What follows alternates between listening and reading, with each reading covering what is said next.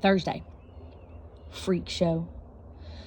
The fellow from Canada, James Kingsbury, photographer for the Toronto Star, way up there in Ontario, the man who took the first pictures of the Dion quintuplets, left his homeland and came to Joyce City, looking for some other piece of oddness, hoping to photograph the drought and the dust storms. And he did, with the help of Bill Rotterdahl and Handy Poole, who took him to the sandiest farms and showed off the boniest cattle in the county.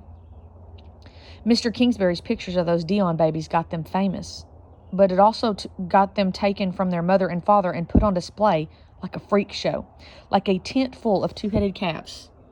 Now I'm wondering, what will happen to us after he finishes taking pictures of our dust? April 1935. Help from Uncle Sam. The government is lending us money to keep the farm going, money to buy seed, feed loans for our cow, for our mule, for the chicken still alive and the hog, as well as a little bit of feed for us. My father was worried about paying back because of what Ma had said, but Mrs. Love, the lady from FERA, assured him he didn't need to pay a single cent until the crops came in, and if the crops never came, then he wouldn't pay a thing. So my father said, okay, anything to keep going. He put the paperwork on the shelf beside Ma's book of poetry and the invitation from Aunt Ellis. He just keeps that invitation from her glowering down at me from the shelf above the piano. April 1935. Let down. I was invited to graduation to play the piano. I couldn't play. It had been too long. My hands wouldn't work. I just sat on the piano bench, staring down at the keys. Everyone waited. When the silence went on so long, folks started to whisper. Arlie Wanderdale lowered his head and Miss Freeland started to cry.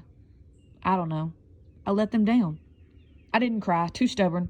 I got up and walked off the stage. I thought maybe if my father ever went to Doc Rice to do something about the spots on his skin, Doc could check my hands too. Tell me what to do about them. But my father isn't going to Doc Rice, and now I think we're both turning to dust. May 1935. Hope. It started out as snow. Oh, big flakes, floating softly, catching on my sweater, lacy on the edges of my sleeves. Snow covered the dust, softened the fences, soothed the parched lips of the land. And then it changed. Halfway between snow and rain, sleet glazing the earth, until at last it slipped into rain, light as mist. It was the kind of rain that fell. Soft, and then a little heavier, helping along what had already fallen into the hard pan earth until it rained, steady as a good friend who walks beside you, not getting in your way, staying with you through a hard time. And because the rain came so patient and slow at first, and built up strength as the earth remembered how to yield, instead of washing off, the water slid into the dying ground and softened its stubborn pride and eased it back toward life. And then, just when we thought it would end, after 3 such gentle days, the rain came. Slamming down, tons of it, soaking into the ready earth, to the primed and greedy earth, and soaking deep. It kept coming, thunder booming, lightning kicking, dancing from the heavens, down to the prairie, and my father dancing with it, dancing outside in the drenching night, with the gutters racing, with the earth puddled and pleased, with my father's near-finished pond filling. When the rain stopped, my father splashed out to the barn and spent 2 days and 2 nights cleaning dust out of his tractor until he got it running again. In the dark, headlights shining, he idled toward the freshened fields. Certain the grass would grow again, certain the weeds would grow again, certain the wheat would grow again, too. May 1935. The rain's gift. The rain has brought back some grass, and the ranchers have put away the feed cake and sent their cattle out to graze.